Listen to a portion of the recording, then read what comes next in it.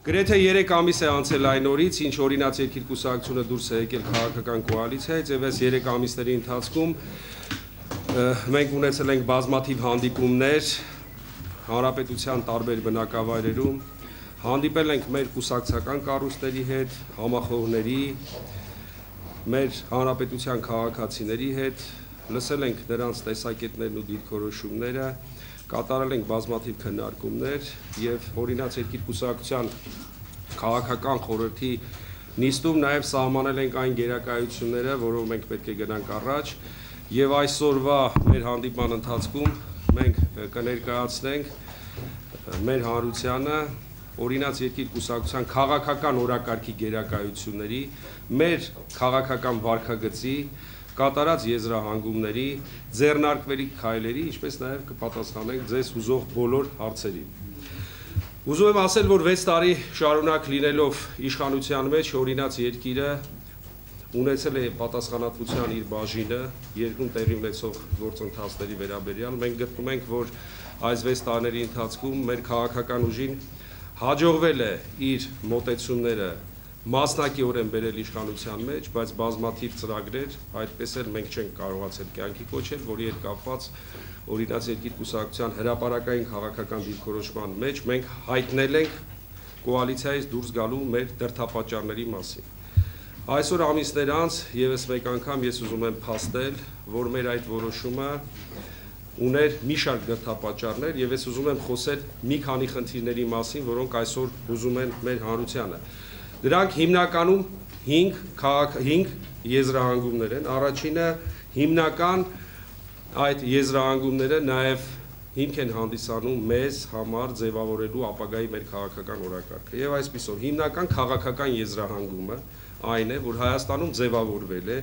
միահեծան, առանց իրական հակակշիռների միակուսակցական իշխանական համակարգ, իրական կոալիցիաների բացակայությունը բացառում է լայն հասարակական համախմբումը իշխանության շուրջ, ինչը հակասում է ժողովրդավարական երկրներում գործող կառավարման սկզբունքներին, մեծացնում է կոռուպցիան, անպատասխանատվությունը եւ ամենաթողությունը։ Երկրորդ եզրահանգումը դա վերաբերում է տնտեսական ոլորտին, որովհետև Հայաստանում ցավոք մենաշնորհային տնտեսության խորացումը, գործարար միջավայրի անհույս վիճակը, նորարարական գործիքների եւ մեթոդների բացակայությունը տնտեսության մեջ, ուժեղացող վարչական ճնշումները գործարարների նկատմամբ, հստակ պետական նպատակային ծրագրերի բացակայությունը իսկապես տնտեսության մեջ առաջացնում են անորոշություն, հատկապես որ մենք տեսնում ենք զարգացող աշխարհի տրամաբանությունը, թե մարդիկ ինչպիսի տնտեսական նորարարական գործիքներ են կիրառում, իսկ մենք ցավոք շարունակում ենք ապրել յոլա գնալու տարբերակով։ Իրավիճակային լուծումները երբեք չեն կարող երկրի ռազմավարական զարգացման հենք հանդիսանալ։ Օրինաց երկիրը միշտ կողմ է ռազմավարական երկարաժամկետ ծրագրերի տնտեսության մեջ եւ իրոք մեր հասարակության մեջ կանխատեսելիության մթնոլորտի եւ միջավայրի ձևավորումը։ Եթե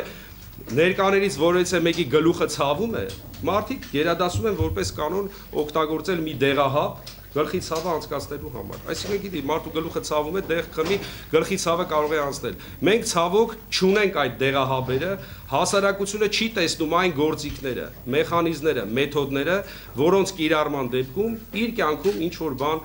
կփոփոխվի դեպի լավը։ Չորրորդը հիմնական իրավական եզրահանգումը նա է, որ ցավոք Հայաստանում տենդենց է դառնում արդեն անօրինականությունների իրականացումը օրենքի անունից, որովհետև օրենքների լեգիտիմության աստիճանը խորհրդարանում գնալով նվազում է։ Հիմնական քաղաքական ուժերը չունեն որևիցե դերակատարում ընդունվող օրենքների մեջ, որի արդյունքում շատ հաճախ այդ օրենքները գալիս են ոչ թե պաշտպանելու, այլ ոտնահարելու մարդկանց շահերը։ Բացի դրանից, մի վատ ավանդույթ նույնպես ներդրվում է մեր իրականության մեջ, դրանք հաճախ փոփոխվող օրենքներն են։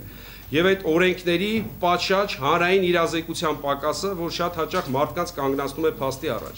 Ուզում եմ այսօր որպես կոնկրետ օրինակ նաև ձեզ քիչ անց կներկայացնեմ ավելի ճիշտ կոնկրետ օրինակների տեսքով։ 5-րդ հիմնական եզրահանգումը դա արտաքին քաղաքական ճակատում Հայաստանի Հանրապետության ուրեմն ստեղծված իրավիճակն է, ինչ իրավիճակում ենք գտնում, խոսքը վերաբերում է եւ Եվրոպական միության հետ մեր քաղաքական գործակցության շարունակությանը եւ Եվրասիական տնտեսական միության հետ Հայաստանի Հանրապետության գործակցության շարունակությանը։ Մենք գտնում ենք, որ իսկապես այստեղ մենք ունենք մտահոգիչ զարգացումներ, որովհետեւ Հայաստան-Եվրոմիություն բարեփոխումների քաղաքական օրակարգը այսօր գտնվում է ոչ ցանկալի հիմքերի վրա, իսկ Եվրասիական տնտեսական միության հետ կապված վերջի զարգացումները ցույց են տալիս, որ իրոք մեր երկրում անհրաժեշտ է ձևավորել ագրեսիվ, պատրաստված գրագետ թիմ, որը կարող է իսկապես բանակցություններ վարել մի կողմից Եվրասիական տնտեսական միության հետ, մյուս կողմից Եվրոպական միության հետ առաջ մղելու մեր քաղաքական օրակարգի գերակայությունները։ Մենք չպետք է հակադրության մեջ դնենք, որովհետև մենք հասկանում ենք, որ աշխարհի այդ երկու ուժային կենտրոնները մեր երկրին առաջարկում են արժեքային այլ համակարգեր եւ մենք պետք է կարողանանք համադրության քաղաքականության միջոցով, ճկուն քաղաքականության միջոցով դրանք հարմարեցնել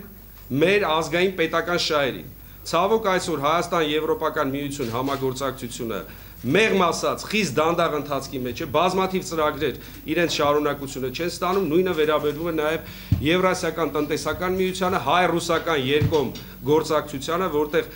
բազմաթիվ ծրագրեր իմ խորը համոզմամբ, սա ասում է մի մարդ, որը ունի բավարար տեղեկատվություն, պետք է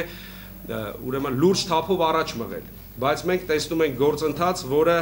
այդ հիմքերը մեզ չի տալիս դրական եզրակացություններ անելու։ Հիմա ես ուզում եմ խոսել մեր քաղաքական օրակարգի ելքերի մասին, այսինքն ինչպիսի ելքեր է առաջարկում օրինաց երկիրը ստեղծված իրավիճակում։ Քաղաքական բլոկում մենք առաջարկում ենք արձիականացնել Հայաստանի Հանրապետության քաղաքական համակարգը, վճռական անցում կատարել 100% համամասնական ընտրակարգի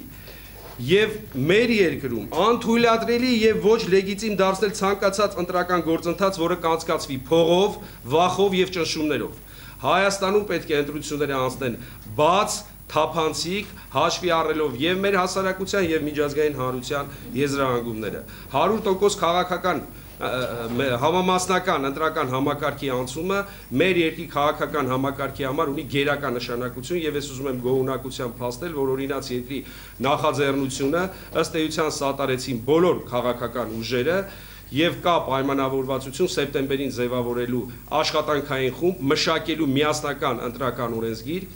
որը զերծ կլինի տարբեր տեսակի շահարկումներից եւ որը կարող է տալ հիմնական հարցի պատասխանը, այն է երկրում ստեղծել իսկապես կայուն մրցակցային քաղաքական համակարգ, որի հիմքում ընկած է 100% համամասնական ընտրակարգի անցումը։ Երկրորդը, տնտեսական ոլորտում մենք գտնում ենք, որ բիզնեսին պետք է տալ ազատություն, որովհետև ազատ զարգացող տնտեսությունը կարող է անել շատ ավելին, քան բազմաթիվ կառավարական ծրագրեր։ Մենք համոզված ենք, որ անհրաժեշտ է նվազեցնել հարկերը, վերացնել տարբեր տեսակի տեսչական եւ ստուգող լիազորություններ ունեցող մարմինների քանակը։ Մասնավորապես օրինաց երկիրը առաջարկում է վերացնել Հայաստանում գործող բոլոր տեսչությունները, դրանք միավորել մեկ տեսչական մարմնի մեջ, ինչպես նաեւ էականորեն նվազեցնել ստուգումների թիվը եւ հնարավորություն տալ մարդկանց ազատ եւ անկաշկանդ գործելու։ Մենք խորհրդարանին ներկայացրել ենք տարիներ շարունակ օրենքի նախագիծ, որով առաջարկում ենք սահմանափակել խոշոր սուպերմարկետների թիվը, հնարավորություն տալ փոքր միջին բիզնեսին աշխատելու։ Մենք առաջարկում ենք շրջանառու հարկը 3.5%-ից բոլոր մանր ձեռներեցների համար մինչև 58 միլիոն դրամ շրջանառություն ունեցող հարկը սահմանել 1%։ Մեր բոլոր ներկայացրած լուծումները փաստարկված են միջազգային փորձով եւ նաեւ այդ թվում եւ մեր տարածաշրջանի եւ այն երկրում նախկինում որտեղ մենք 70 տարի ապրել ենք, այդ երկրների նույնիսկ փորձի ուսումնասիրությունը ցույց է տալիս, որ մենք պետք է մեր տնտեսությանը տանք շունչ, ազատություն, որպեսզի բիզնեսը կարողանա շնչել։ Սոցիալական ոլորտում հայի պատիվը, արժանապատվությունը, իր ընտանիքը պահելու հնարավորությունը պետք է դառնա գերակա խնդիր պետության համար։ Սոցիալական ոլորտում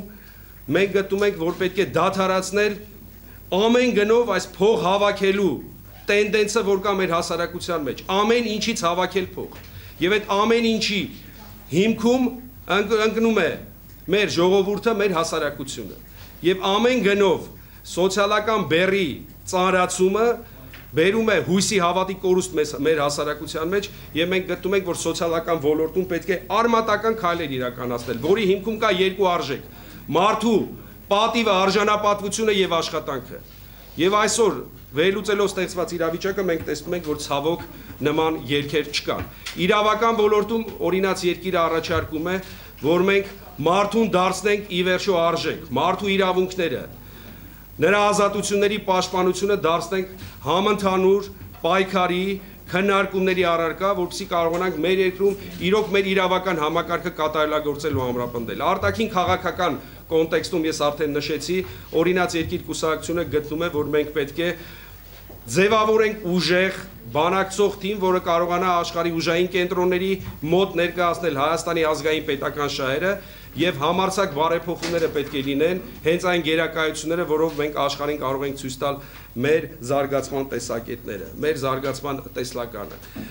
Մեր առաջարկվող երկերը մենք նաեւ համեմում ենք ոչ թե սոսկ խոսքերով, այլ ես ուզում եմ խոսել, թե ինչպես ենք սա մենք մտադիր անել։ Առաջին, մենք այն հրապարակային կերպով ներկայացնելու ենք Հայաստանի քաղաքական դաշտի բոլոր դերակատարներին, առաջարկելու ենք համագործակցություն, նպատակների ուժերի շահերի համադրում այս փոփոխությունների իրականացման համար, մանավանդ որ մեր կողմից հռչակված նպատակները ընդունելի են քաղաքական դաշտի հիմնական դերակատարների համար։ Եվ այսօր բազմաթիվ քաղաքացիներ պետքա շաբաթներով, ամիսներով ընկնեն տարբեր պետական մարմինների դռները, որպեսզի կարողանան իրենց խնդիրները հոգալ։ Ավելին, մի վտանգավոր տենդենց նույնպես մեր իրականության մեջ մուտք է գործել, եթե դու չես մուծում որևիցե սոցիալական վճար, ապա հրաժարվում են քեզ որևիցե ծառայություն մատուցելուց։ Այսինքն, եթե տան վարձի 2000 դրամի պարտք ունես, ապա քեզ այլ պետական մարմիններ չես սպասարկում, մինչև դու 2000 դրամ ուրեմն գումարը չվճարես, պարտքը չվճարես։ Այս հարցերը մենք վիճարկել ենք սահմանադրական դատարան, մենք համոզված ենք, որ այս օրենքի նախագիծը հակասահմանադրական է, այսինքն ընդունված օրենքը, եւ պետք է հասնենք այս օրենքի հակասահմանադրական ճանաչելու։ Սա էլ գալիս է հենց մեր իրավական համակարգի խոցելիությունից, որի մասին ես խոսեցի, որովհետև օրենքները ազգային ժողով են ներկայացվում, առանց լրջորեն քննարկելու, առանց իրավական փորձաքննության անցկացնելու, եւ որպես կանոն նաեւ խորհրդանում ներկայացված քաղաքական ուժերի հիմնական մասը, եթե ոչ թվային իմաստով, ուրեմն քվեների իմաստով, ապա գոնե թվային իմաստով այդ որոշումներին չի մասնակցում, բայց միևնույն է այդ որոշումները ընդունվում են եւ դառնում են նման ուրեմն խնդիրներ ու պատուհաս մեր հասարակության գլխին։ Ավարտելով իմ խոսքը, ես ուզում եմ ասել, որ օրինաց երկիր քաղաքական կազմակերպությունը իր քաղաքական օրակարգի գերակայությունները գրավոր նաև կհրապարակի եւ բոլորը ավելի հստակ կարող են այս ամենին ծանոթանալ։ Մենք համոզված ենք, որ ոչ թե իշխանությունը ամեն գնով պետք է սահմանափակի հասարակության իրավունքները, այլ իրավունքի ուժով պետք է սահմանափակվի իշխանության գործունեությունը։ Դրա համար իսկապես անհրաժեշտ է, որ մենք կարողանանք այս ծրագրերը, այս օրակարգի գերակայությունները համատեղ առաջ մղել մեր գործընկերների հետ արդյունքներ ունենալու համար։ Եվ ես համոզված եմ, որ հենց ազատությունը, արդարությունը եւ համերաշխությունը գաղափարների շուրջ կարող են դառնալ մեր հասարակության բովանդակային փոփոխության մեխը, որովհետև մենք իրոք արդարության կարիք ունենք, իրոք քաղաքական ու քաղաքացիական համերաշխության կարիք ունենք եւ վճռականության կարիք ունենք առաջ մղելու այս քաղաքական օրակարգը։ Ի վերջո բոլորս պետք է հասկանանք, որ վերքը տիրոջն է ցավ տալիս։ Իսկ Տերը տվյալ դեպքում մեր հասարակությունն է, որտեղ այսօր իմ նաև հանդիպումները տարբեր վայրերում ինչ են ցույց տալիս, որ մարդիկ իրոք գտնվում են դժվարին կացության մեջ, մարդիկ աջակցության ու օգնության կարիք ունեն եւ հասարակական քաղաքական ակտիվ հատվածը պետք է պայքարի այդ փոփոխությունների համար։ Շնորհակալություն։ 7 օր իրավունք ազատություն։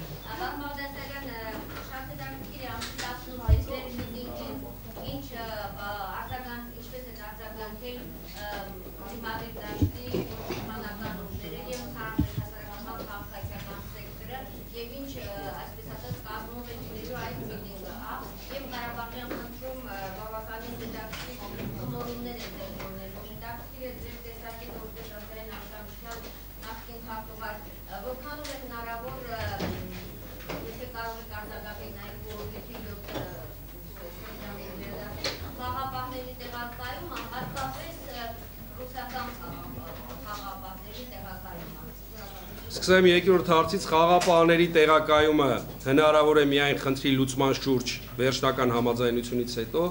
որովհետև դրանք կլինեն ռուսական խաղապահներ, թե միջազգային խաղապահներ, դրանք պետք է կանգնեն այդ դիրքերում խնդրի փոխընդունելի լուծում գտնելուց հետո։ Քանի որ այսօր այդ լուծումը տեսանելի չէ, ես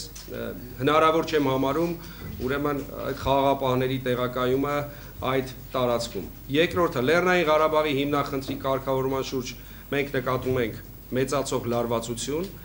եւ իսկապես գտնում ենք, որ պետք է բանակցային գործընթացը ակտիվորեն քննարկվի եւ նաեւ Հայաստանում, թե Ադրբեջանում հիմնական քաղաքական ուժերի հետ, քաղաքացիական հոսանքների հետ կարողանալու համար ձևավորել հստակ հասարակության համար ընդունելի մի բանաձև, որը կդրվի բանակցային սեղանի վրա։ Մենք տեսնում ենք Ադրբեջանի մշտապես ապակառուցողական դիրքորոշումը, մենք նաև տեսնում ենք, եւ որի վրա չենք կարող աչք փակել, Ադրբեջանի ահագնացող տեմպերով ռազմականացումը եւ սպառազինությունների իսկական մի նոր մրցավազք է սկսել, եւ ես ասեմ, որ Ադրբեջանը բավականին դիվերսիֆիկացված ձևով է սպառազինությունները ձեռք բերում։ Սպառազինությունների մի մասը ձեռք են բերում Մաքսային միության անդամ երկրներից, սպառազինությունների խոշոր մաս ձեռք է բերվում թուրքալեզու պետություններից, սպառազինությունների մի հատված ձեռք է բերվում Իսրայելից, ամերիկյան մայրցամաքից երկրներից, եւ մենք տեսնում ենք, որ սա իսկապես մտահոգիչ տենդենս է, որովհետեւ խոշոր ֆինանսական հոսքերի արկայությունը Ադրբեջանում, գազից, նավթից ուրեմն եկող այդ գումարները, ինչպես նաև Ադրբեջանում տարական ժողովրդավարական կանոնների եւ մեխանիզմների բացակայությունը բերել հասցրել է իշխանության ուզուրպացիային եւ իշխանության ուզուրպացիայի դրսեւորման լավագույն ձևը հենց սպառազինությունների մրցավազքն է եւ զենքի ուժով ուրեմն պարբերաբար ռազմատենչ հայտարարությունների հնչեցումը դրանով իսկ փորձելով ուրեմն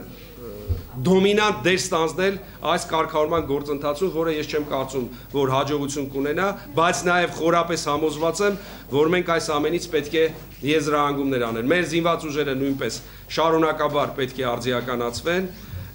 եւ ես կարծում եմ, որ մենք այստեղ ընդհանրապես մեր զինված ուժերի մարտունակության բարձրացման գործում ինչպես ամեն օր, այնպես էլ այսօր անելիք ունենք եւ պետք է դա կարողանանք վճռականորեն առաջ տանել։ Ինչ վերաբերում ձեր առաջին հարցին, ես երեք ինձ մեր մամուլի խոսնակը տրվեց տեղեկատվություն, թե ինչպես են արձագանքել խորհրդարանում ներկայացված քաղաքական ուժերը մեր հանրահավաքի մասին, սպասվելիք։ Ես այդ արձագանքը գնահատում եմ բավականին կոռեկտ եւ ընկալելի, քանի որ մենք չենք դիմել որևիցե կուսակցության մասնակցելու այդ հանրահավաքին, մենք սա չենք համարում օրինաց երկիր կուսակցության հանրահավաքը։ Մենք սա համարում ենք հանրահավաք, խնդիր, որը հուզում է ողջ հայ ժողովրդին, եւ հրապարակային կոչով դիմել ենք բոլորին, ովքեր մտահոգված են այս խնդրով, բոլոր քաղաքական ուժերին, հասարակական քաղաքացիական կազմակերպություններին, շարժումներին միանալ մեզ, բարձրացնել իրենց բողոքի ձայնը։ Ով կմիանա մեզ, ինչ ֆորմատով, դա նրանց իրավունքն է։ Միակ բանը, որ կարող եմ ասել, սա կուսակցական հանրահավաք չէ։ Չնայած որ օրինաց երկիր կուսակցության կառույցները ակտիվորեն մասնակցելու են այդ հանրահավաքին, եւ ես համոզված եմ, որ մենք ունենալու ենք շատ լավ հանրահավաք, եւ այդ հանրահավաքում մենք պետք է բարձրացնենք մեր ժողովրդի բողոքի եւ ընդվզման ձայնը այս որոշումների դեմ, որովհետև այսօր արդեն խոսվում է ջրի գնի թանկացման մասին, մամուլում արդեն հրապարակումներ կան, որ հաջորդ տարի նորից հոսանքի գինը պետք է թանկանա եւ այսպես մենք միջև ուր ենք գնալու։ Սա իրոք խնդիր է, իսկ մենք խնդիրը տեսնում ենք, եթե մենք չենք վստահում ազգային ժողովի ժամանակավոր հանձնաժողովին, որը ներկայացրել է բոլոր կուսակցությունների մասնակցությամբ եզրահանգում, որ այս ոլորտում կան թնջուկներ, այս ոլորտում կան խնդիրներ, սա ես համարում եմ իսկապես անընդունելի, որովհետև կամ այդ падգամավորները պետք է հստակ կարողանան իրենց ստորագրած փաստաթղթի հետ կապված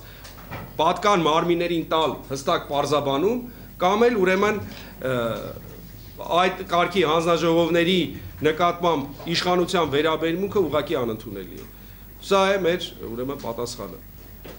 Այլ հարցեր։ Բան Բաղդասարյան, թե կարելի ես միանգամից 3 հարց։ Սերժ Սարգսյանը ակնհայտ է, որ նախաձեռնել է սահմանադրական փոփոխությունները իշխանությունը այլ կարգավիճակով պահելու համար կառավարման համակարգը մոտեցնելով բոլշևիկյան մոդելին։ Ինչպես է սա մեկնաբանի, արդյոք այժմ սահմանադրական փոփոխությունների անհրաժեշտություն կա, սա մեկ։ Հանրապետական կուսակցության մամուլի խոսնակը հայտարարեց, որ առաջիկա տասնամյակում բոլոր հաղթանակները պետք է անցնեն Մելիք Ադամյան փողոցով, խնդրում եմ սրան ևս ձեր արձագանքը, եւ ամերիկացի համանախագահողն ու դեսպանը վերջին շրջանում շարունակ հայտարարում են 7 շրջանները հանձնելու եւ ստատուս քոյի պահպանման վտանգավորության մասին։ Հայաստանի իշխանություններն էլ ձայն չեն հանում հաստատի համաձայնելով այդ տեսակետը։ Սա ինչպես Շատ լավ, նախ առաջի հարցի հետ կապված օրինաց երկիր կուսակցությունը գտնում է, որ այսօր գլխավոր խնդիրը, որ կանգնած է մեր հասարակության առջև, դա դրանք հաստատ սահմանադրական բարեփոխումները չեն։ Հայաստանում գործող սահմանադրությունը բավարար հիմքեր տալիս է երկիրը արդյունավետ կառավարելու համար եւ ինչպես ամեն մի փաստաթուղթ, այնպես էլ սահմանադրությունը իհարկե դոգմա չէ եւ կարող է փոփոխվել, բայց կառավարման համակարգին առնչվող փոփոխությունները մեզ համար մի արժեք անընդունելի են, որտեղ մեր երկիրը գտնվում է պատերազմական իրավիճակում, տեսեք քիչ առաջ խոսում ենք սահմանների մասին եւ Հայաստանում անհրաժեշտ է ուժեղ, բալանսավորված, ոչ թե միահեծան, այլ իսկապես կոալիցիոն իշխանություններ ապագայում, որը խարսված կլինի մի քանի քաղաքական ուժերի վրա, որտեղ կլինի բալանս, պատասխանատվություն, այլ ոչ թե այն ինչ որ մենք ունենք այսօր, երբ որ կա 6 կուսակցություն ազգային ժողովում, մի կուսակցությունը մի կողմում է, 5 կուսակցությունը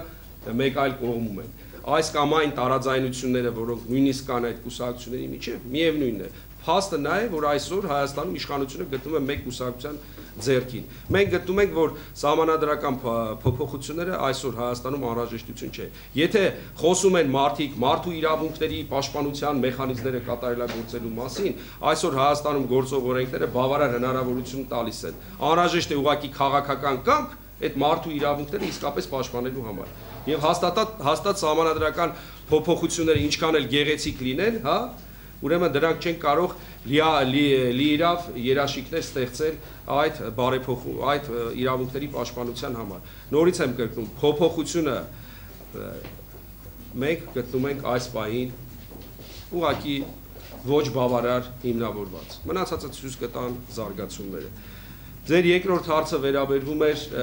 Մելիք Ադամյանին, գիտեք ինչ կա, ես դա ինչ որ ասել է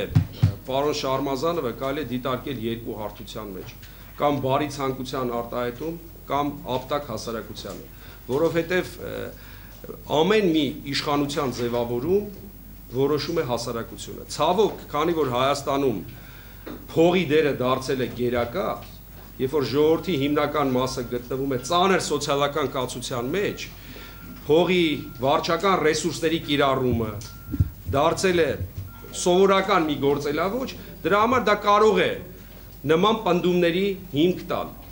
Ես հակված եմ կարծելու, որ պարոն Շարմազանովը բարի ցանկություն է արտահայտել, հայտարարելով, որ հանրապետական կուսակցությունը առաջիկա 10 տարում եւս կլինի իշխանության մեջ։ Գուցե նաեւ մեծահոգություն, որտեղ կարող է խոսել 20-30 տարվա մասին։ Եվ երրորդ հարցի մասին ես ուզում եմ ասել, որ իսկապես մտահոգիչ են այն հայտարարությունները, որոնք կատարում են ամերիկացի համանախագահողը, բայց նաև դա այն իրականությունն է, որ նրանք տեսնում են իրենց աչքերով։ Եվ շատ ավելի լավ է, որ խոսում են այդ մասին հրապարակային, քան թե ուրեմն լռում են կամ կուլիսային գործընթաց են նախաձեռնում։ Դրա համար ես նորից եմ կրկնում, որ մեր հասարակությունը, մեր իշխանությունը կարիք ունի իսկապես ձևավորելու Լեռնային Ղարաբաղի հիմնախնդրի կարգավորման, հայ-թուրքական հարաբերությունների կարգավորման, մեր ազգային շահից բխող հստակ տեսլականը։ Տարբեր ձևաչափերով նման մոտեցումներ ձևավորվել են։ Առաջին, որ Լեռնային Ղարաբաղը չպետք է լինի Ադրբեջանի կազմում, որ Հայաստանի եւ Լեռնային Ղարաբաղի միջև պետք է լինի ուղիղ ցամաքային կապ, որ Լեռնային Ղարաբաղի ժողովրդի, այնտեղ ապրող ժողովրդի անվտանգությունը պետք է միջազգային չափանիշներով երաշխավորված լինի։ Սրանք այն 3 հայտնի սկզբունքներն են, որոնք հրապարակվել են, բայց նաև խնդիրներ կան, որոնք պետք է ավելի հստակ արձագանք ունենան մեր երկրի արտաքին քաղաքական գերատեսչության պատասխանատուների կողմից։ Այսինքն այդ իրականությունը, որ ասում եք տեսնում են, այսինքն տեսնում են Հայաստանի իշխանությունների խանձնողական տրամադրությունը, դա է իրականությունը։ Չէ, դա իրենց իրականությունն է իրենց աչքերով։ Իրենք ինչպես են տեսնում, այդ մասին մարդիկ արտահայտում են։ Եվ սա նոր չի, որ նրանք արտահայտում են, եւ ես կասեի, որ ոչ միայն նրանք է, որ արտահայտում են։ Այսինքն դա տեսակետ է, որը մարդիկ արտահայտում են եւ դա փաստորեն նրանց համանախագահների, այսինքն այլ երկրի դիրքորոշումն է։ Մենք պետք է ձևավորենք մեր դիրքորոշումը եւ այդ դիրքորոշումը պետք է հրապարակային արտահայտի պարբերաբար մեր այն գերատեսչությունը, որը պատասխանատու է դրա համար։ Պարոն Բաղդասարյան, երկու հարց։ Մատնանշեցիք մի շարք խնդիրներ եւ առաջարկեցիք նաեւ որոշակի լուծումներ։ Ուզենայինք իմանալ հենց ձեզանից այս խնդիրների լուծման ընթացքում եւ ընդհանրապես ՕԵԿ քարերքի հետ համագործակցության ինչ ֆորմատ է նախատեսում։ Սա առաջին հարցը, եւ երկրորդ հարցը ուղղակի հստակեցնելու, ճշտելու համար, թեև ազգային անվտանգության խորհրդի քարտուղարի պաշտոնում չէ, բայց շարունակում եք լինել ազգային անվտանգության խորհրդի կազմում, թե ոչ։ Այո, շատ լավ։ Ես դա դերևս իմ հրաժեշտի ասուլիսում եմ ասել, ես շարունակում եմ մնալ անվտանգության խորհրդի անդամ, որտեղ անվտանգության խորհուրդը դա խորհրդակցական մարմին է, ես դուք գիտեք նաև անվտանգության խորհրդի քարտուղարների կոմիտեի որոշումը Հայաստանում ՀԱՊԿ ակադեմիայի հիմնադրման մասին եւ այս ակադեմիայի խորհրդի նախագահը եւ ընդհանրապես ես ունեմ 6-ամյա փորձ Եվ եթե ես եղել եմ 4 տարի ազգային ժողովի նախագահ, 6 տարի անվտանգության խորհրդի քարտուղար, ես ձեռք եմ բերել իսկապես մեծ փորձ, կապեր, հնարավորություններ եւ կապ չունի ես որ դաշտում եմ գործում։ Այդ տեսեք խոսում եք Լեռնային Ղարաբաղի հիմնախնդրի մասին։ Ցանկացած ազգին հուզող խնդիր, որտեղ ես կարող եմ ունենալ իմ փոքրիկ դերը մասնակցությունը, ես դա պարտավոր եմ անել եւ ես դա կանեմ։ Ինչ վերաբերվում է ձեր մյուս հարցին, քարյակի հետ մեր համագործակցությանը, Քարյակի հետ, գիտեք ինչ կա, մենք արդեն իսկ համագործակցում ենք ազգային ժողովում տարբեր ձևաչափերով, պարբերաբար նրանք դիմում են օրինաց երկիր կուսակցությանը, սկսած հաշվիչ հանձնաժողովի նիստերին, երբ որ մեր կուսակցության ներկայացուցիչը չմասնակցեց հարգելով քարյակի խնդրանքը կամ առաջարկը, բազմաթիվ այլ առաջարկներով, որոնք դիմել են օրինաց երկիր կուսակցությանը, մեր մեջ կա առողջ խորհրդարանում քաղաքական գործակցություն։ Մենք հայտարարել ենք եւ մեր քաղաքական օրակարգի գերակայություններից մեկը նաեւ այն է, որ մենք պատրաստ ենք համագործակցելու բոլորի հետ կոնկրետ հարցերի, խնդիրների շուրջ։ Եվ այդ համագործակցությունը տեսանելի է եւ վստահ եմ, որ առաջիկայում ել ավելի տեսանելի կլինի։ Այնպես որ մենք կաշկանդված չենք, պարփակված չենք համագործակցությունը, ուրեմն խոչընդոտելու ինչ որ ձգտումներով, ունենք ընդհանուր նպատակներ, ընդհանուր խնդիրներ։ Հիմա խնդրեմ,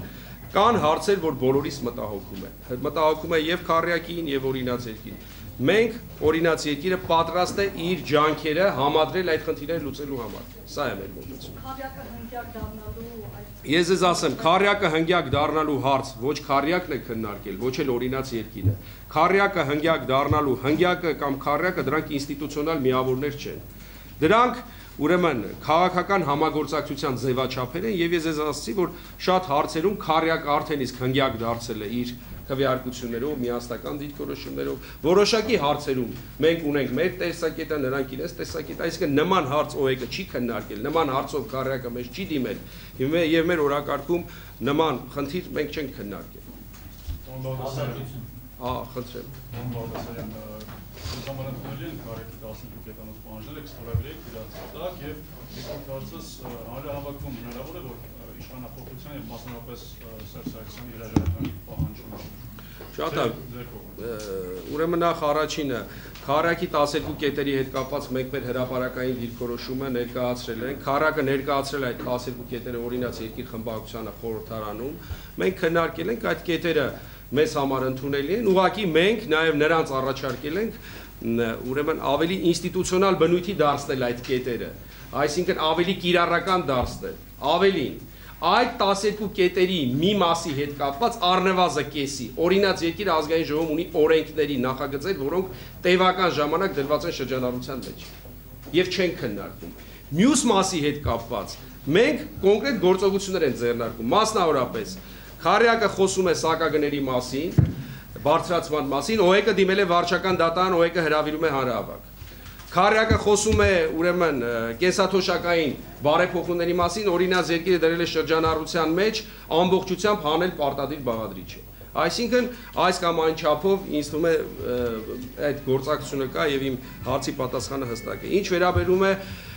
հանրահավաքում, այս հանրահավաքը կլինի սոցիալական բնույթի հանրահավաք, որտեղ մենք հավաքվում ենք կոնկրետ սոցիալական խնդիր բարձրացնելու։ Ինչ խոսք հանրահավաքում կհնչեն քաղաքական գնահատականներ, ինչ խոսք մենք առաջարկելու ենք ապագայի ճանապարհի մեր քարտեզը այս խնդիրը լուծելու համար, կանխելու համար Հայաստանում սպասվելիք վերահասթանկացումները նույնպես։ Ինչ վերաբերում է Սերժ Սարգսյանի հրաժարականը պահանջելուց, ես ընդամենը 3 ամիս առաջ իմ մոտեցումը արդեն իսկ արտահայտել եմ։ Սերժ Սարգսյանը ինքն է հայտարարել ակտիվ քաղաքականությունից հեռանալու մասին։ Նախ նա սահմանադրության համաձայն չի կարող այլևս առաջադրվել նախագահի պաշտոնում, ինքը հայտարարել է, որ չի հավակնում նաև լինել Հայաստանի վարչապետ, որպես իր մտադրությունը, եւ ընդամենը 2.5 տարի հետո Հայաստանում ուզենք թե չուզենք, եթե ոչ ավելի շուտ մեկնարկելու են խորհրդարանական եւ նախագահական ընտրությունները։ Իսկ ընդհանրապես ես Հայաստանում արդեն մի առիթով եւս ասել եմ, չեմ բացառում գոնե արտահերթ խորհրդարանական ընտրությունների հնարավորությունը։ Ինչի, որովհետեւ նորից եմ կրկնում, վերջի 23 տարում նման իրավիճակ չի եղել, երբ որ խորհրդարանում լինի մի կուսակցություն եւ 5 կուսակցությունները ունենան ուրեմն մեկ այլ դիրքորոշում այդ մեկ կուսակցության նկատմամբ։ Եվ տեսնում եք, որ օրենքներն շատ դժվար են անցնում, շատ դժվար են քվեարկվում, եւ նաեւ այդպիսի քվեարկությունների լեգիտիմության աստիճանը չափազանց ցածր է։ Որովհետեւ եթե մի կուսակցություն որոշում եւ քվեարկում է, իսկ 5 կուսակցությունը, որը հավաքել է ծանրակշիռ թվով քվեներ, որը արտահայտում է որոշակի հանրային ու հասարակական տրամադրություններ եւ նրանց ձայնը չի լսվում, դա բերելու է ուրեմն ներքին քաղաքական գործընթացների ել ավելի սրեցման։ Բալաձյանեք նորեսամին է, երեկած երկուսը ճշտող մեկը հիմնական, ճշտող հացի, դուք ասեք սեպտեմբերին քննարկվելու է ձեր ընդրական օրենսգրքի նախագիծը, որ քաղաք, դուք ասեք բոլոր քաղաքական ուժերը Դա ճշտող հարցներ։ Այո, ճշտողն է, որոնք են Ասեմ օրինաց երկիր կուսակցությունը սկսել է քաղաքական կոնսուլտացիաներ ազգային ժողովում բոլոր կուսակցությունների հետ։ Այդ մասին հրապարակային եղել է պաշտոնական հաղորդագրություն։ Խորհրդարանի քաղաքական ուժերը տվել են իրենց համաձայնությունը, աշնանը ձևավորելու միասնական աշխատանքային խումբ, մշակելու նոր ընտրական օրենսգիրք, որի մեխը պետք է լինի 100% համամասնական ընտրակարգը մերկ, հանրապետականի հետ էլ է հանդիպում եղել, նրանց նույնպես առաջարկվել է։ Մենք ավելին դա առաջարկել ենք 10-ից ավելի արտախորհրդարանական ուժերի, նրանք նույնպես իրենց համաձայնությունը տվել են։ Հիմա տեսեք, 100% համամասնական ընտրակարգ եւ մեծագույն ընտրական կեղծիք, որ կա Հայաստանում։ Ես դրա մասին եմ հիմա առիթից եղավ, ուզում եմ ասեմ։ Դու բնակում ես որ համայնքում։ Կենտրոն։ Հիմա Հայաստանում գործող ընտրական օրենսգիրքով դու կենտրոնում բնակում ես, այսօրվա գործող օրենսգիրքը ձեզ իրավունք է տալիս գնալ քվեարկել Արաբկիրում։ Իբր թե դուք զբաղված եք, այդ օրը կենտրոնում չեք կարող լինել, պետք է քվեարկեք Արաբկիրում։ Սա իսկապես անընդունելի է եւ սա հնարավորություն է տալիս, որ մի մարդ 100 տեղ քվեարկի։ Պետք է բացառել։ Սա նաեւ միջազգային հանրության դիրքորոշում է, եթե մարդը ապրում է կենտրոնում մի կանգար կամ 100 մետր բարձրանում է Արաբկիր համայնք, ասում է չէ, ես կարող եմ այդ օրը կենտրոնից հաշվառումից դուրս գալ, գնալ Արաբկիրում քվեարկել։ Իսկ հետո բոլորս լավ գիտենք, որ այդ ցուցակները չեն հրապարակվում, չեն կախվում եւ հայտնի չէ այդ մի մարդը քանի տեղ կարող է քվեարկել։ Վերաքննիչ վարչական դատարանը երբ է քննարկել դարձել հանձնաժողովի։ Ուրեմն վարչական դատարանը, ասեմ, վարչական դատարանը արդեն իսկ առաջին մերժում ուղարկել է մեզ։ Իմ կարծիքով, որպես արդեն ասում եմ, որպես իրավաբան, երկու ատենախոսություն պաշտպանած մարդ, որ մենք այդ մերժումը անիմն ենք համարում, բայց մենք այսօր նոր հայցով ենք դիմել վարչական դատարան։ Նրանք մեր առաջին հայցին պատասխանել են, որ արդեն մենք սակագինը չենք կարող վերանայել, որտեղ մի անգամ արդեն դրան անդրադարձել ենք։ Հիմա մենք դիմել ենք վարչական դատարան, վերջի այս ընդունված որոշումը հուլիսի 1-ի ընդունված որոշումը բողոքարկելու համար, ինչպես նաև դիմել ենք հանձնաժողովին։ Եկ սպասենք առաջիկայում կլինի դատական նիստը։ Ամերիկայի դեսպանի եւ համանախագահի ասացնեն մեկնաբան, ասիկ դա նրանց կարծիքն է, բայց դուք նշեցիք 4 տարի եղել եք ազգային ժողովի նախագահ, 6 տարի ազգային անվտանգության խորհրդի նախագահ, բոլորս իրենք հումանիտարական սկզբունքներում դրված է այն, որ Հայաստանը Ղարաբաղի լեռնային Ղարաբաղի ստատուսը որոշելուց հետո պետք է այդ տարածքները վերադարձնել։ Հայկական կողմը բանակցում է դրա շուրջ։ Հիմա դուք ասում եք նրանց կարծիք, իսկ հայկական իշխանությունների կարծիքը։ Չէ, ուրեմն ասեմ, նախ մադրիդյան սկզբունքները չեն դարձել բանակցությունների հիմք, Ալիևը պարբերաբար հրաժարվել է սկզբունքներից, մեկ, երկրորդը, ինչ որ խոսում է մադրիդյան սկզբունքների մասին, մադրիդյան սկզբունքները ամբողջությամբ չեն արտացոլում այն իրականությունը, ինչի մասին որ եղել է համապատասխան հայտարարություն։ Այսինքն խնդիրը հիմնականում փաթեթային լուծման մասին է, ամբողջական լուծման մասին է։ Լեռնային Ղարաբաղի կարգավիճակի դիմաց որոշակի տարածքների զիջում, սրա մասին է խոսքը, բայց այդ տարածքները 7-ն են, 2-ն են, 5-ն են, սրանք բանակցային գործընթացի առարկա են հանդիսանում։ Եվ դրա համար էլ հիմա նույն Ալիևը, որը բազմաթիվ անգամ հանդիպումներից հետո հայտարարել է, վերահաստատել իր մոտեցումը, գնացել է իր երկիր, իր դիրքորոշումը փոխել է։ Այդ փոփոխական դիրքորոշումը նաև դարձել է խնդրի չկարգավորման պատճառներից մեկը, որտեղ դրա հիմնական մեղավորը դա հենց ադրբեջանական կողմն է։ Խնդրեմ։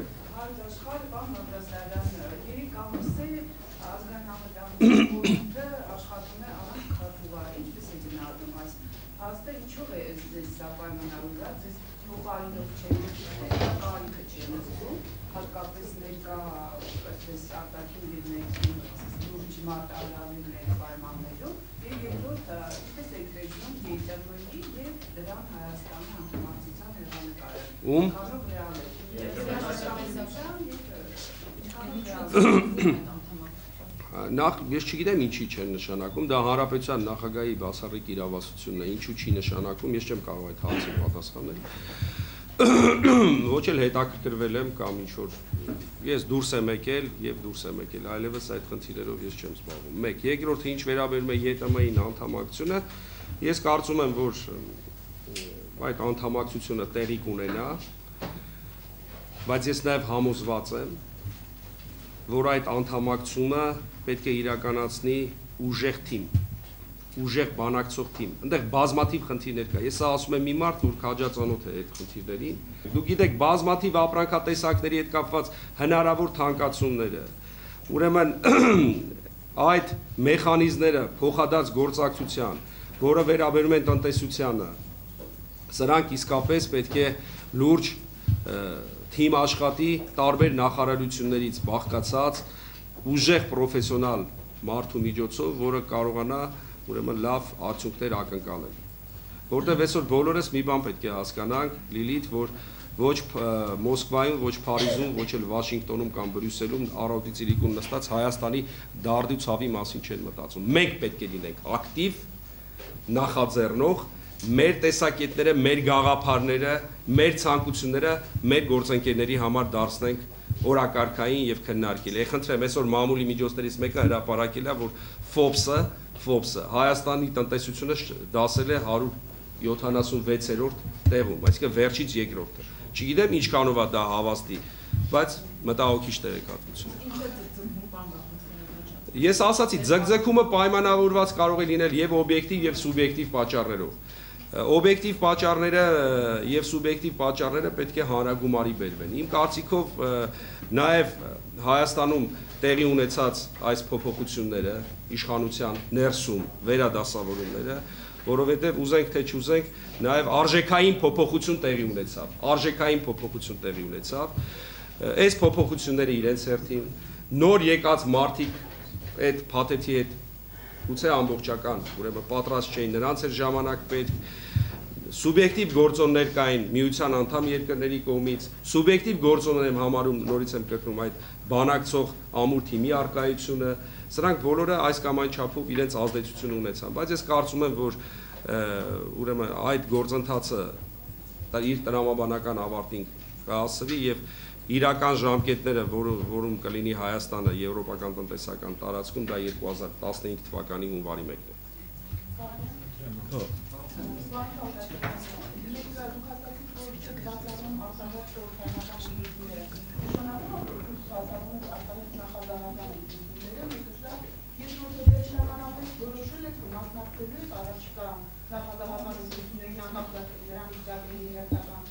է։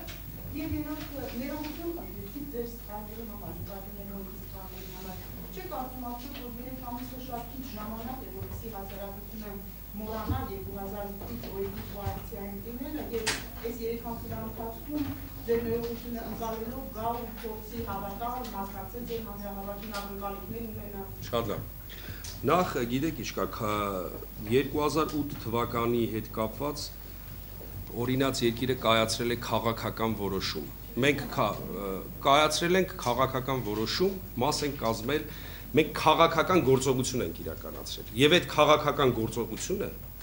մեր կարծիքով բխել է մեր ազգի, մեր հանրության շահերից։ Այս մի րոպե թույլ տվեք, մհեր, մի րոպե, ներողություն։ Դրա հետևանքները, եթե դուք ի նկատի ունեք մարտի 1-ի իրադարձությունները, ուրեմն մարտի 1-ի իրադարձությունների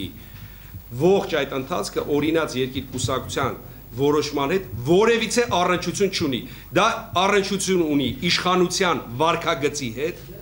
եւ դա առնչություն ունի հակառակ կողմի դրսևորած վարքագծի հետ։ Այսինքն երկու դերակատարների քաղաքական վարքագծի հետ կապ ունի եւ ամենևին ոչ օրինաց երկիր կուսակցության, որտեղ մենք ներկայացենք մեր հրապարակային դիրքորոշումը։ Սա մեկ։ Երկրորդը, օրինաց երկիրը, այս մարզերում Երևանով պատտվում էին, չէ՞։ Ինձ էլ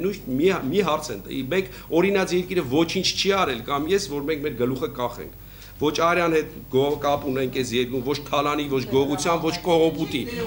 Ասեմ, ես ներողություն եմ խնդրում բոլոր այն մարդկանցից, ովքեր մեր այդ վարքագիծը ճիշտ չեն հասկացել, կամ մենք այն մարդկանցից ենք ներողություն, ովքեր մեզ ճիշտ ինձ անձամբ ճիշտ չեն հասկացել։ Եվ դրա մեջ ոչ մի վատ բան չկա։ Մարդը կյանքում ունի եւ ձեռքբերումներ, եւ բացթողումներ, եւ սխալներ։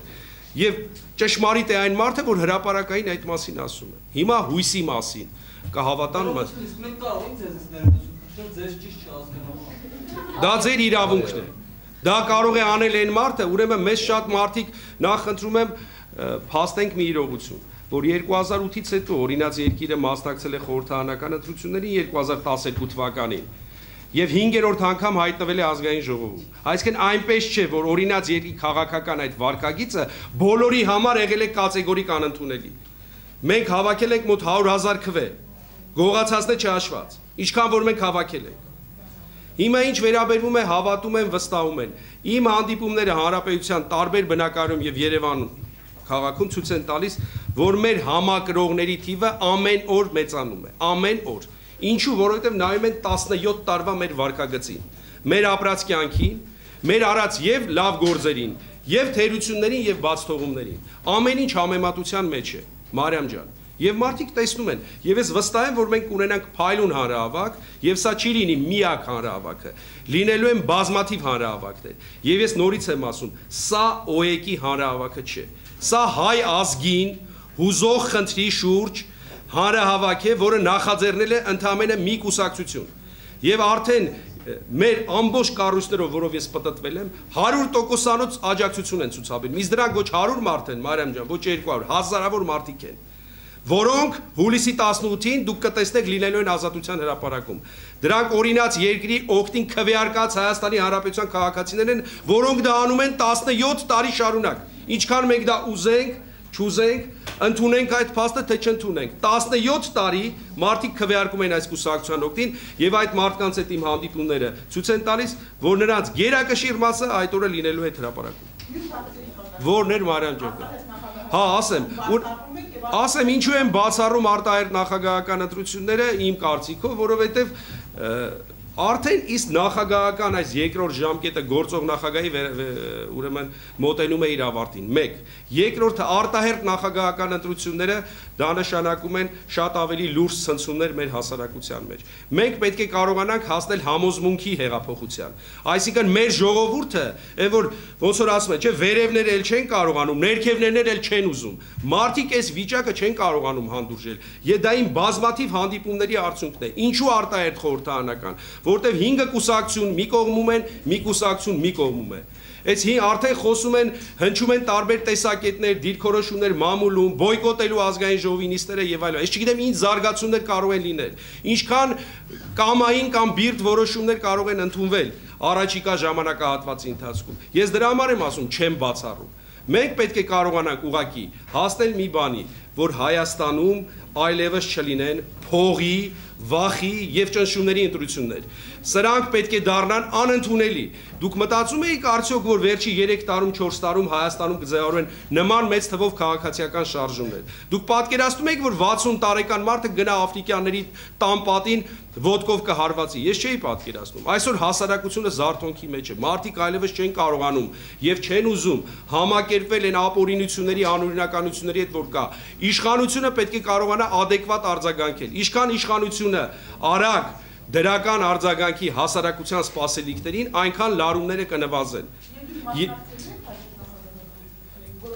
Ես արդեն հայտարարել եմ, որ ես նման հավանականությունը չեմ բացառում։ Մնացածը ցույց կտա ժամանակը, որովհետև ես քաղաքական գործիչ եմ, ունեմ փորձառություն, ունեմ քաղաքական անցած ճանապարհ, մնացածը ցույց կտա ժամանակը։ Եվ ապագայի տեսնենք։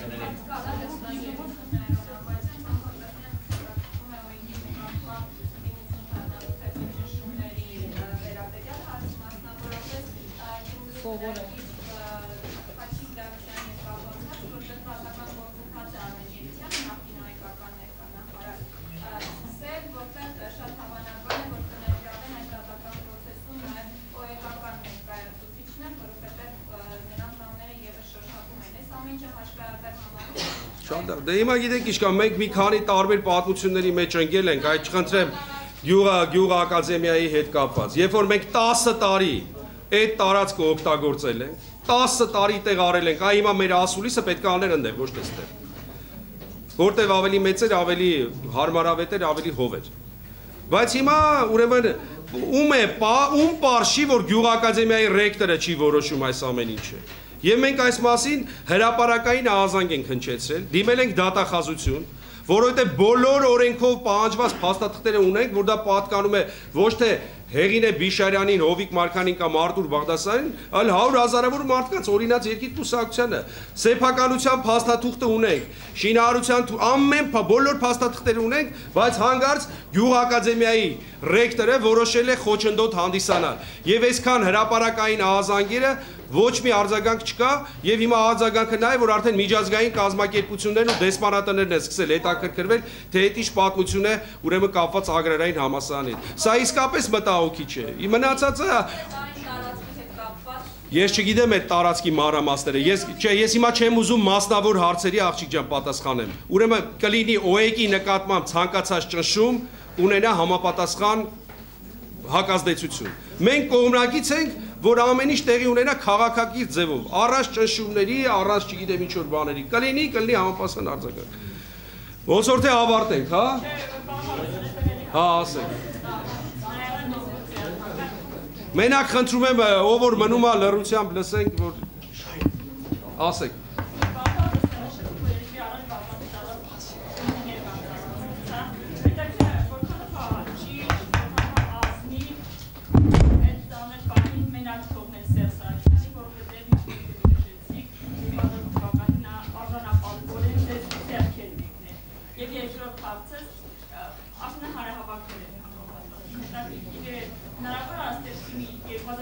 Շատ հետաքրքիր հարց է տալիս, լսեք։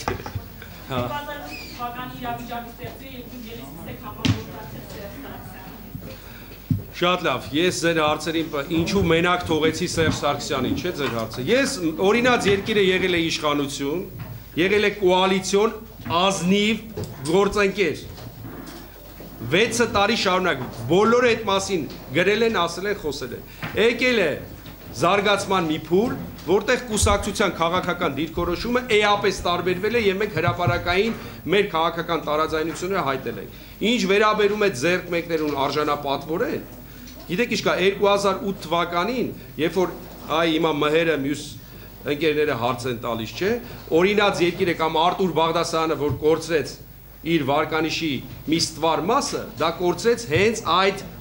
կոալիցիան կնքելու համար։ Այնպես որ մենք մեր մասով բավարար չափով մեր քաղաքական դիրքորոշումը արտահայտել ենք։ Ինչ վերաբերում է հանրահավաքներին, հանրահավաքները ՕԵԿ-ը ինքը նախաձեռնելու է բազմաթիվ հանրահավաքներ, մասնակցելու է բոլոր այն հանրահավաքներին, որտեղ մեր ազգին հուզող խնդիրներ են շոշափվելու անկախ դրա կազմակերպչից, մենք անպայման մեր մասնակցությունը կունենանք։ Սերժ Սարգսյանի հետ համագործակցություն ես չեմ հասկանում, ինչ համագործակցության մասն է խոսքը, մանավանդ որ համագործակցություն կարող է լինել ապագայի շուրջ։ Ապագան 2-3 տարի հետո, ինչպես հայտարարել ինքը Սերժ Սարգսյանը, ինքը այլևս այդ գործընթացներում չկա։ Ում հետ մենք համագործակցենք։ Մենք կհամագործակ, չէ, պարզ հասարակ, մարդու հարցը, մարդը հայտարարել է, չէ, ես նախագահ չեմ ըլնելու, ոչ էլ կարալի սահմանությունը արգելում։ Մենք համագործակցելու ենք այն ուժերի հետ, ովքեր մեր քաղաքական օրակարգը կիսում են, այս տեսլականը կիսում են եւ մեր հետ միասին պատրաստ են այս արժեքային համակարգ Հայաստանում դարձնել իրականություն։ Անկախ այդ կուսակցությունների գույնից, դեմքից, տեսակից։ Նպատակն է կարևոր։ Ուրախ եք եղել Հայաստանի համար, որտեղ 3 տարի հետո Սերժ Սարգսյանը նախագահ չի։ Ես գիտեք ինչ կա, ես կարծում եմ, որ 3 տարի հետո Հայաստանը, Մհեր ջան, սկսում է մի նոր զարգացման փուլ, որովհետև 3 Հայաստանի նախագահներն էլ դրանք շարժման ծնունդ առաջնորդներ են եղել եւ 3-ն էլ ունեցել են իրենց դերակատարումը մեր երկրի զարգացման մեջ եւ այդ դերակատարումը այլևս ավարտվում է։ Պետք է սկսվի երկրի զարգացման նոր փուլ, որտեղ շարժումը Ղարաբաղյան, որ բերեց իշխանության այս 3 առաջնորդներին, արդեն աշխարհի տարածաշրջանի մեր երկրի զարգացման փիլիսոփայությունն է փոխվում։ Մեզ նոր սկիզբ է հարկավոր։ Երկրորդ նախագահի հնարավոր վերադարձ եւ ձեր մոտեցումը։ Գիտեք ինչ կա, երբ որ երկրորդ նախագահը կվերադառնա, այն ժամանակ մեր տեսակետները, ես իմ դիրքորոշումը կարտահայտեմ։ Մենք բոլորին հրապարակային քաղաքական ուղերձներին վերաբերում ենք դրական։ Պարզ է, չէ՞ թե մարդը հրապարակային, մենք կողմնակից ենք, բաց հրապարակային քաղաքական վարքագծին ու գործունեությանը։ Եթե նպատակներ են հռչակում, այդ նպատակները հռչակում են թափանցիկ եւ իրականացվում։ Պատրաստ եք իր հետ համագործակցության։ Այսինքն ես ասի, որ օրինաց երկիրը պատրաստ է համագործակցության ցանկացած քաղաքական կազմակերպության, քաղաքացիական շարժման ու անհատի հետ առաջ մղելու համար այն նպատակները, այն արժեքները, որ մենք ուզում ենք։ Պարոն Բաղդասարյան, մեր ուսումնասիրի կողմնակից եք բաց հրապարակային թափանցիկ։ Այո։ Փետրվարի 29-ի գիշերը ինչ կաչալվեց բաց հրապարակային թափանցիկ։ Ուրեմն փետրվարի 29-ի գիշերը, 28-ին նախ, ոչ թե 29-ին, դա արվել է բաց լրագրողների մասնակցությամբ, կառավարության նիստերի դալիճում։ Չէ, ուրեմն, այսինքն նախապես մեր մոտ ինչքան քանի քննարկում ա եղել։ Երևի տասնյակ քննարկումներ ա եղել այն մարդկանց հետ, ովքեր այդ որոշմանը մասնակցել։ Ես կարող եմ ասել, որ մեր կուսակցությունը 2000 այն ժամանակ 8 թվականի փետրվարի 26-ին այդ որոշումը բազմաթիվ քննարկումներից հետո կայացվել է մոտ 300 մարդով ամբողջ վարչությունը մի ձեռնպահով ներկայացնելով այն իրավիճակը, որ մենք ունեինք։ Հասկանում ես, ինչ իրավիճակ ունենք։ Դու 26-27 այդ օրերին, վահա մի օր առա հրապարակային առաջարկ ա եղել, դա արել է Սերժ Սարգսյանը, չգիտեմ որտեղ էր, ինչ մի միջոցառման ժամանակ։ Հանրապետության հրապարակում են ասում։ Որ օրը որ եղել է, ես դա չեմ հիշում, էլի, դա եղել է հրապարակային առաջարկ, հետո եղել է առաջարկ հանդիպելու, մենք էլ հանդիպել ենք, մենք մեր ներսում ենք քննարկել, մենք մեր մոտեցումները արտահայտել ենք։ Եվ եթե այն ժամանակ դու հիշես ես երկրում ինչ վիճակ էր, Անից որ մարտի 1-ից ով որ խոսում է, դրա հրապարակային պատասխանատուն եւ փաստացի պատասխանատուն, դա երկու դերակատար են։ Չեմ ուզում խորանալ իշխանությունը եւ այն մյուս կողմը։ Չէ, դու քո հարցերը տուր, կարևոր է որ դու լրիվ մի հատ ինչքան վատ հարց ունես տուր, հələ մի հատ չէ, երկու հատ։ Դուք երբ եք ավելի լավ քնել, մարտի 1-ի գիշերը թե կոալիցիայի Չէ, այսինքն դա որ ասեմ ռոմանտիկ հարցա, ռոմանտիկ հարցել չէ, այսինքն քնելի, ես այդ օրերին ընդհանրապես չեմ քնել, ես ես ասեմ, որովհետև ես այդ օրերին եղել եմ նախագահի հիմնական թեկնածուներից մեկը եւ բացառիկ եմ եղել այն իմաստով, որ աչիցել եմ հարված կերել, ձախիցել, հասկացա, չէ, ամիշխանությունն է ինձ հարվածել, համընդդիմությունը, գիշերները այն Հովեյան Հովիկը գիտես, չէ, ինչ էր ասում, ասում էր, բանը, ոնց էր ասում, գիշերները հարցակվում են երազներից վրա, բան, իչոց հետաքրքիր։ Բանը, հրեշները հարցակվում են երազներից վրա։ Չէ, ուզեմ ասեմ, մեր պայքարը, դուք բոլորդ հիշեք մի բան, Մհեր, ես գրավել եմ 3-րդ տեղը ընտրություններում։ 3-րդ տեղն եմ գրավել։ Ես 2-րդ տեղը չեմ գրավել։ Հիմնական դերակատարումը ամբողջ աշխարհում ընտրական գործընթացների հետ կապված վերապահված է առաջի եւ երկրորդ տեղերին։ Առաջի եւ երկրորդ տեղերն են որոշում։ Երրորդը երբեք չի որոշում։ խորհրդարանական ընտրությունների դեպքում երրորդը կարա որոշի, գնա մեկի հետ, հասկացա, չէ, կոալիցիա կազմի դառնա իշխանություն։ Նախագահական ընտրություններում որոշումը առաջի եւ երկրորդ տեղ զբաղացրածները։ Ես եղել եմ երրորդ տեղը եւ ըստ որում, եթե քո քաղաքական հիշողությունը չի դավաճանում, դու հիշի հələ ընտրություններից 10-20 օր առաջ ինչ էր իմ հասեին ասում իշխանությունը, ինչ էր ասում ընդդիմություն Լևոն Տեր-Պետրոսյանը։ Եվ այդ պայմաններում ես այդքան ձայն հավաքեցի մի տոկոս պակաս։